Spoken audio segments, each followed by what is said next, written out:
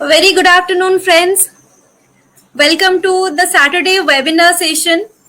So, today we are going to learn about the emotional intelligence in early childhood. And to speak more about this, we have our guest speaker for today, and she is Miss Chandini Khanna. Ma'am, welcome to Saturday session. Hello Kids. So, let me, Thank you. before moving forward, let me say a few words about ma'am. So, ma'am is a seasoned professional backed by 29 years of experience.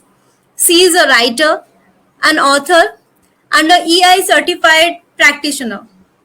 And the most important role she plays is a father, mother, and a role model for her daughter. So, Chandni ma'am, welcome. Now it's over to you. Thank you, Samapika. That was kind of you. Kind words from you. Thank you so much. So, good afternoon and welcome to all of you present. I thank you so much for taking the time out on a Saturday to be present for this session. It just shows the positive attitude towards EI and towards our children. I also want to thank Preetham and Hello Kids for giving us this platform and this opportunity. Uh, my partner Angad is also part of the webinar today. Among you, he is there today. So Angad, all the best to us. I would like to begin by quoting Daniel Goleman, who is the father of emotional intelligence, simply because these two quotes are so powerful and they encompass everything that I'm going to try and convey today in for the realm of emotional intelligence. So the first one is, if your abilities aren't in hand, if you don't have self-awareness, and you are not able to manage your distressing emotions, if you can't have empathy and have effective relationships, then irrespective of how smart you are, you aren't going to get very far.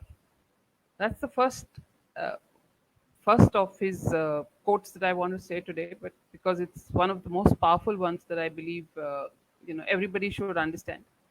And the second one is, people with well developed emotional skills are also more likely to be content and effective in their lives, mastering the habits of mind that foster their own productivity. People who cannot marshal some control over their emotional life fight inner battles that sabotage their ability for focused work and clear thought. Now, this cannot be more true, and we're trying to talk about that for our children. We want to talk about emotional intelligence being made part of early childhood education and our teachings at home. So you're probably aware of what emotional intelligence is, but I'd like to articulate it a little better from the perspective of the subject per se. It simply refers to, it's also known as emotional quotient, therefore IQ and EQ. That's simple enough. Well, EI is also a person's ability to understand, manage, and appropriately use their emotions in a positive manner. This means that there's heightened ability to alleviate stress, communicate better, be empathetic, work through their relationships, challenges, and eliminate conflicts, which unfortunately all of this today our kids also face. High EI enables children to understand the importance and method of forging stronger relationships, succeeding at school, and achieving their own personal and career goals. The fact is, with the pandemic today, there's so much uncertainty. So the need for emotional intelligence, we believe, has now become more heightened than it ever was. So why does emotional intelligence matter for kids? But we assert that the ability to build awareness, self management, motivation, resilience, empathy, and relationships, if not more, are equally important to scoring high in subjects like English, math, science, and that's going to hold our kids in good stead. Education today needs to be holistic. Children, you would agree, are easily molded both in the right and wrong directions, and emotional intelligence can prove to be one of the most potent defense in their arsenal of skills and qualities. High intelligence, emotional intelligence, is evidence to boost self awareness and control, enhance motivation and empathy, and build elevated social skills, which together make leaders and well rounded adults. Isn't that what we want for our kids? The generation of tomorrow needs to be well rounded, especially because their formal education has taken a bit of a hit, sadly so. But we're sure it's going to come back and it's going to bounce back and ensure that kids get the education that they need. Emotional intelligence, of course, essays an extremely critical role. It's about children becoming masters at managing their emotions. It's important that they do that when they're young, because they are molded easily at that stage. As we grow older, we become more set in our ways.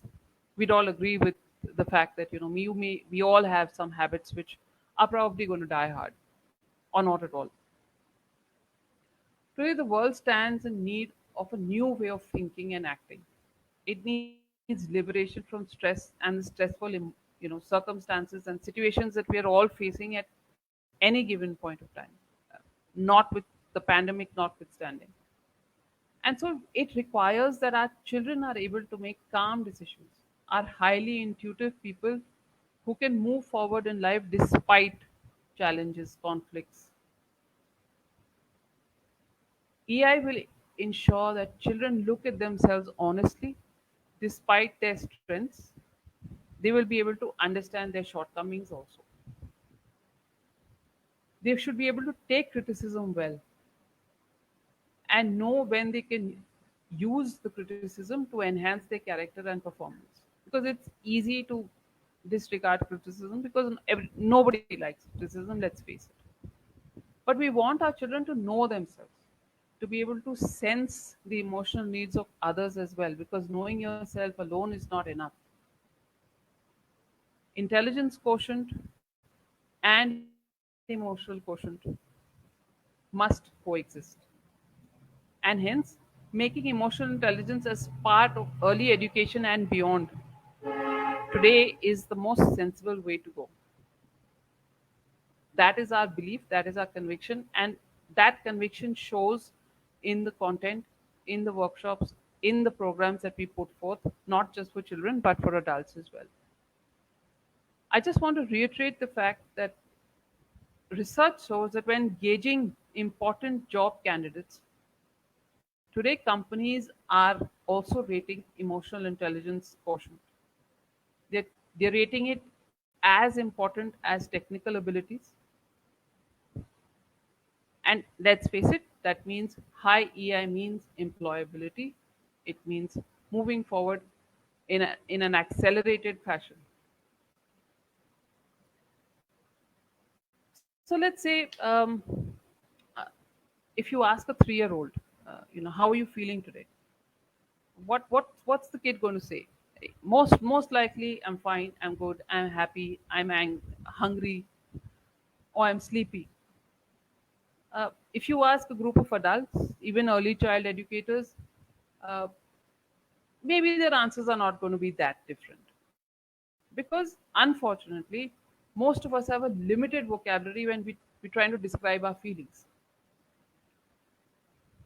EI is known as the vocabulary of feelings. And that is why it's so important. Because we all have emotions, we all have feelings. So, the answer to how are you doesn't always have to be I'm fine. There's a lot more that one can talk about. Schools that value children and the educators' emotions encouraged encourage a diversified vocabulary of their feelings, which is something that everybody needs today.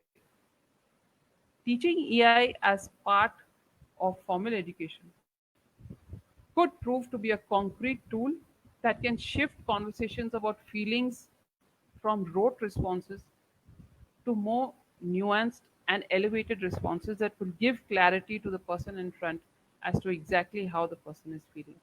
Accurately labeling and discussing feelings helps children and adults equally to acknowledge the role that emotions play throughout the day.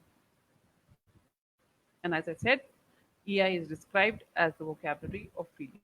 I don't think there's a better way to describe EI than this. We all go through feelings through the day, every day, several feelings. And we want to have some feelings more than the others. But all feelings are okay because we are humans at the end of the day. You are bound to have positive and the not so great emotions.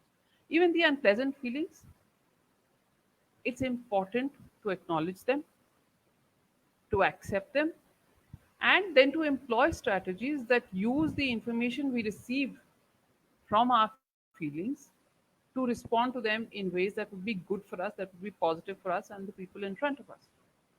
So, what is important for our children to know is when those emotions are coming on to them and what they can do to control them. When you know you can control you, and then connecting with others becomes a lot easier and definitely more pleasant. So, how do you want your children to feel in the classroom? I believe as parents and educators and teachers, we would say that we want them to feel happy, secure, safe, peaceful, excited, curious. Now, these pleasant feelings are definitely conducive to learning. But there are times when there are exceptions to this. An overly excited kid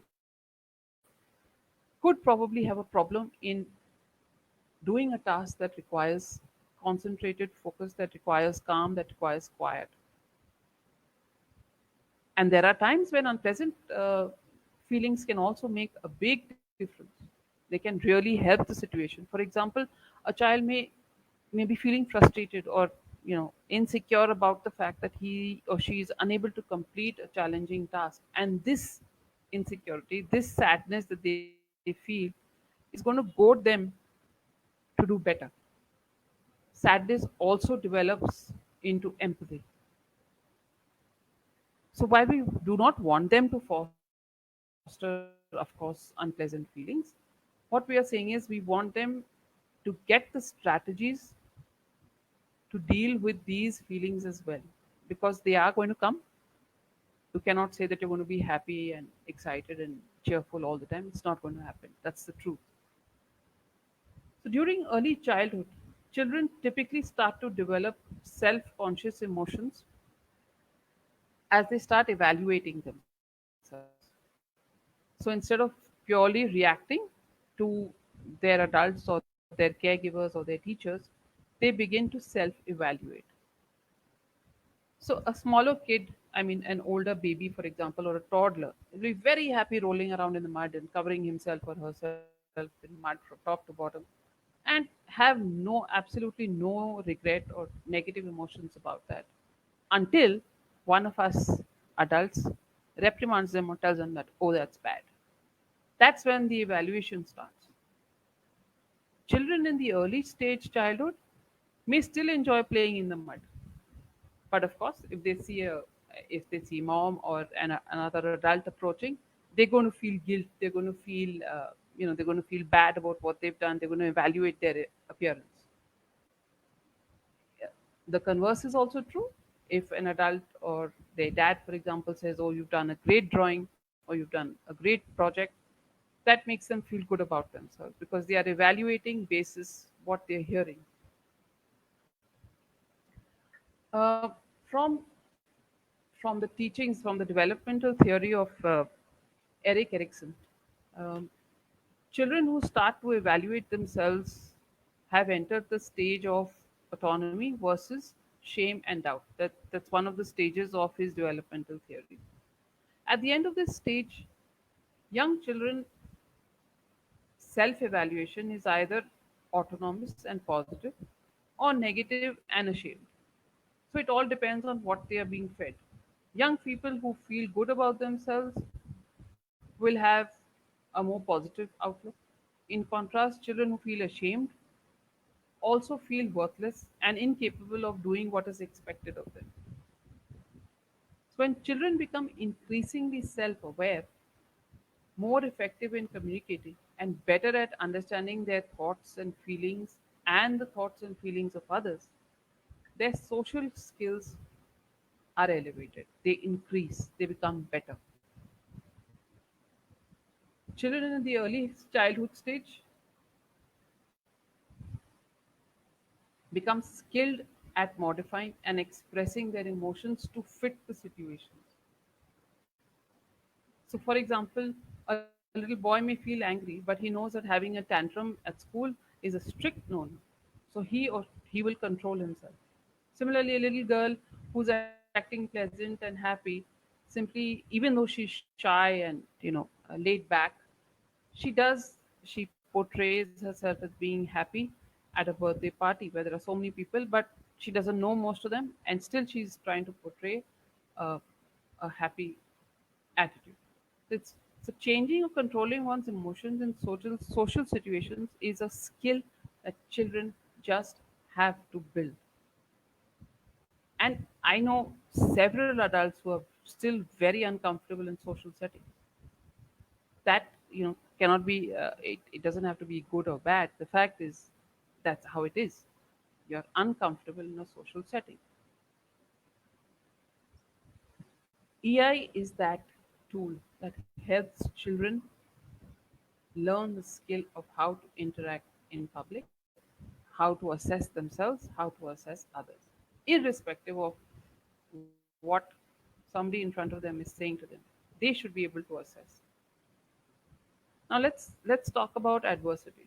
We know that it's part of our life, whether we believe want to have it or not, whether the notwithstanding the pandemic, future problems, past problems, the fact is adversity is part of life. At some point in time, we all face these difficulties, and family problems, personal problems, problems at work, the loss of a loved one, a personal crisis, um, financial issues, anything. What will hold you, what will hold them and keep them moving ahead and remaining positive is resilience. How do you build resilience? EI is the answer. While most parents hope that their children never face adversity, but the fact is, you can't always be there for them. And they are going to have to face their own shares of problems. But actually, facing adversity successfully fosters growth and gives the children the tools to be resilient in the future as well, because we cannot predict the future. We cannot predict what's going to happen the next minute.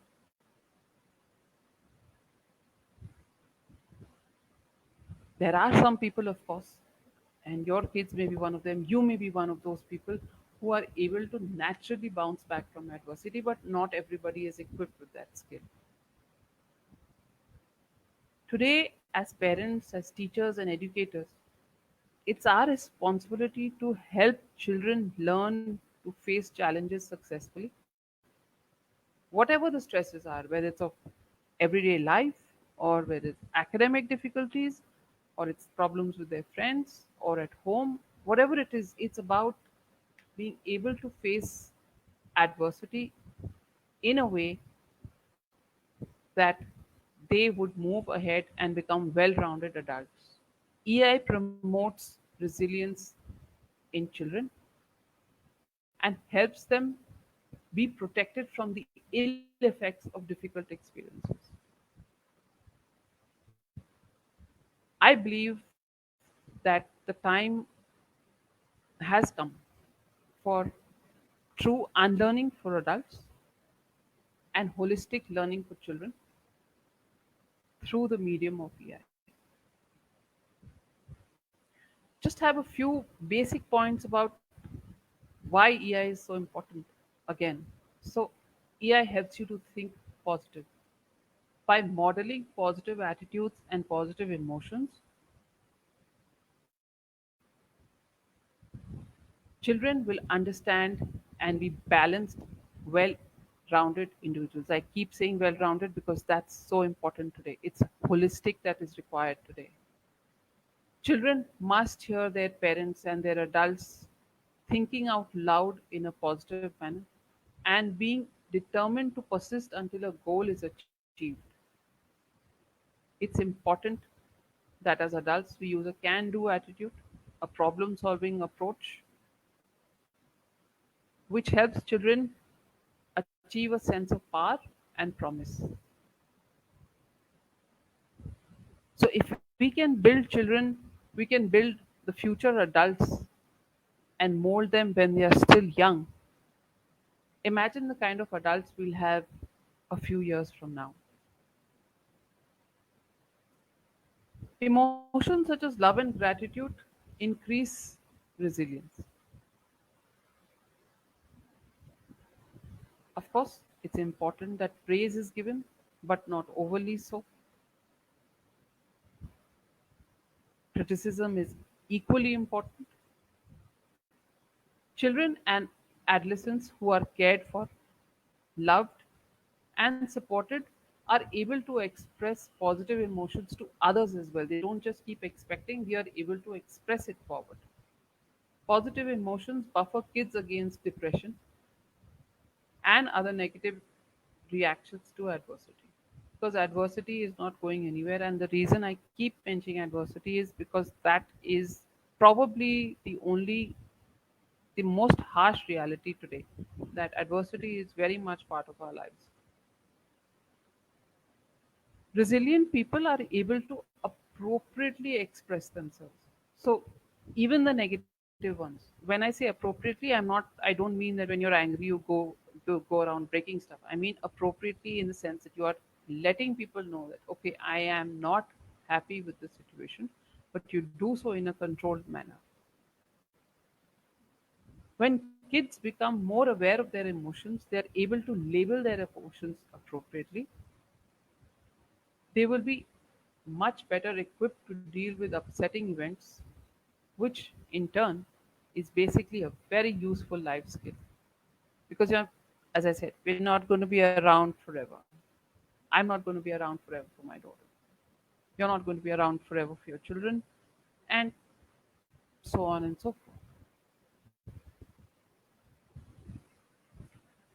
Well, the the other positive out, outcome of emotional intelligence is that you have good physical health, because when you're happy, when you're able to express yourself, when it prepares your body and the mind to be more resilient. You must, I think, it's not at the risk of sounding preachy. I think healthy eating habits, regular exercising, adequate sleep, proper habits, can help children deal with tough situations. When you're physically well, then the negative emotions such as anxiety, anger, depression are somewhat more manageable than if you were constantly ill or not feeling good physically. So all emotional intelligence builds a healthy mind, you get a healthy body, and it's a positive cycle that we all want. um, of course we all want our children to do well academically, right? Because that's why we put them in school. When you do well academically, it's again a great defense against adversity. Children who achieve academic success and develop individual talents, they could be good at sports, they could be good at drawing, they could be good at making projects, playing a musical instrument. They are more likely to feel competent, and they are more likely to be able to deal with stress positively. Because when you feel good about yourself, things outside of you tend to affect you less. Another portion of why AI is so important is social competency is also important. So if you have friends and you're able to stay connected with them, that too builds resilience against adversity and against challenging situations. Social competency can also be achieved when we teach our kids to help others. And somebody who's high on EI will be more open to helping others than somebody with low EI. It's not going to be possible, dear friends, to protect our children from painful events that are unfortunately going to be part of their lives. But then when you give them a sense of competency and emotional and social skills, adverse circumstances can actually be a valuable legacy for them. These are important foundations that give us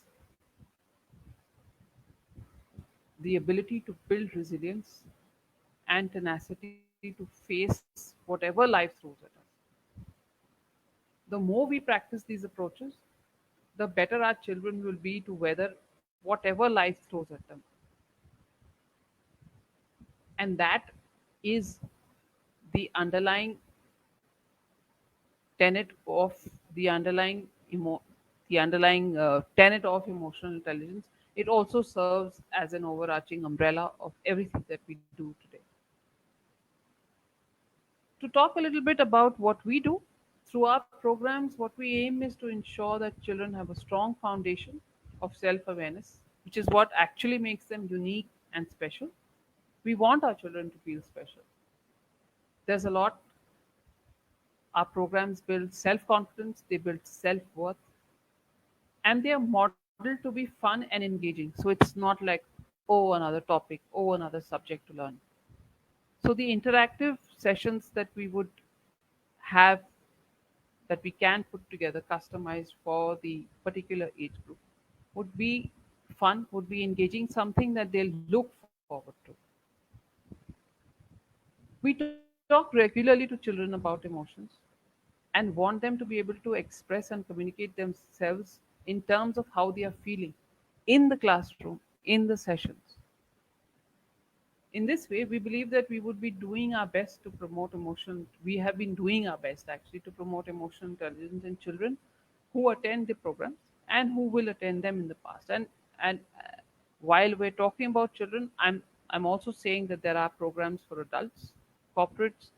It really depends on the target audience. The content is customized to suit the audience that we will be addressing.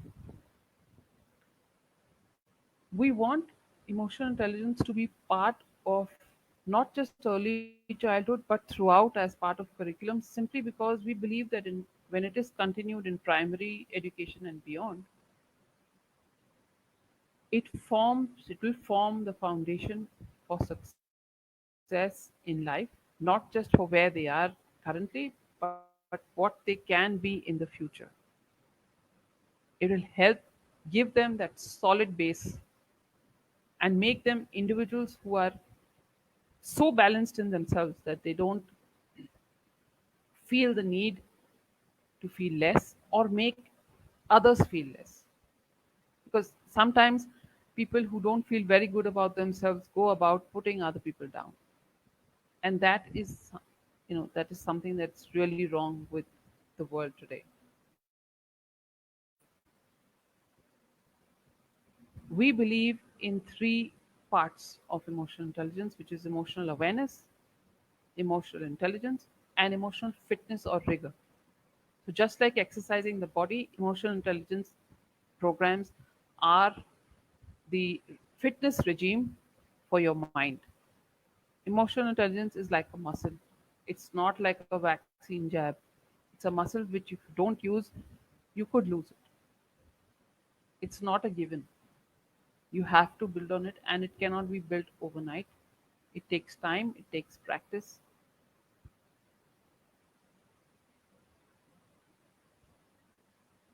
We believe strongly in the tenets of emotional intelligence, and we are here to spread that and to encourage the use of emotional intelligence now more than ever, not just for children, not just in early childhood, But for adults, those who take care of children, and those who are in any sphere of their lives, we would be able to give you handbooks and manuals that could be converted to ebooks and podcasts. Um, we believe that EI is best done in interactive sessions offline, but yes, um, you know, we're happy with hybrid models as well and online models as well. The basic idea behind today's talk is to tell you that EI today has to become an inextricable portion of our education system if we want holistic, well rounded adults who are going to face life in the best possible way possible, and without without falling flat on their face each time life trips them up, because it's going to do that. Life is going to trip you up. There is there's no point sugarcoating anything. The truth is that life has its way of tripping you up, and it will. It's best that we are able to counter those unfortunate circumstances, and of course enjoy the good things that we have in life. It teaches you a positive attitude, so you learn to appreciate the little things. um, that's all from me. I would be happy to answer any questions if you have them. Thank you so much for listening.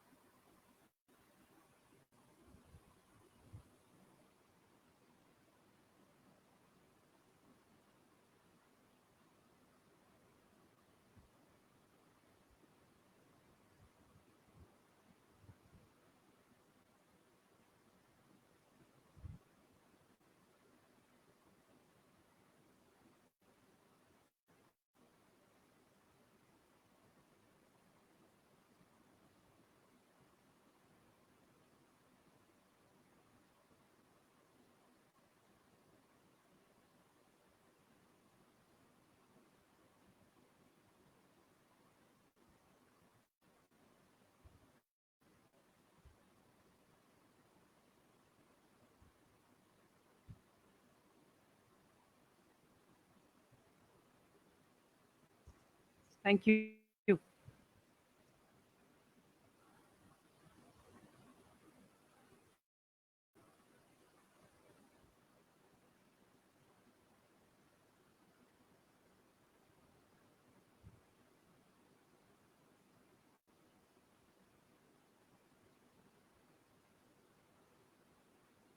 Just to add, if anybody wants to contact us individually, our contact details are available at with Hello Kids.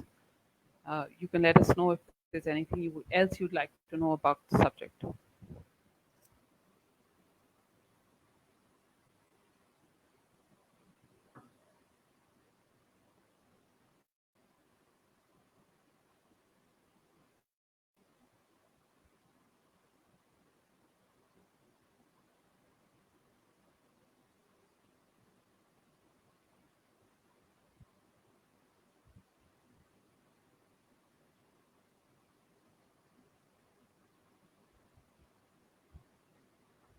I thank you once again for taking the time out, for listening to me and listening to what I have to share about emotional intelligence.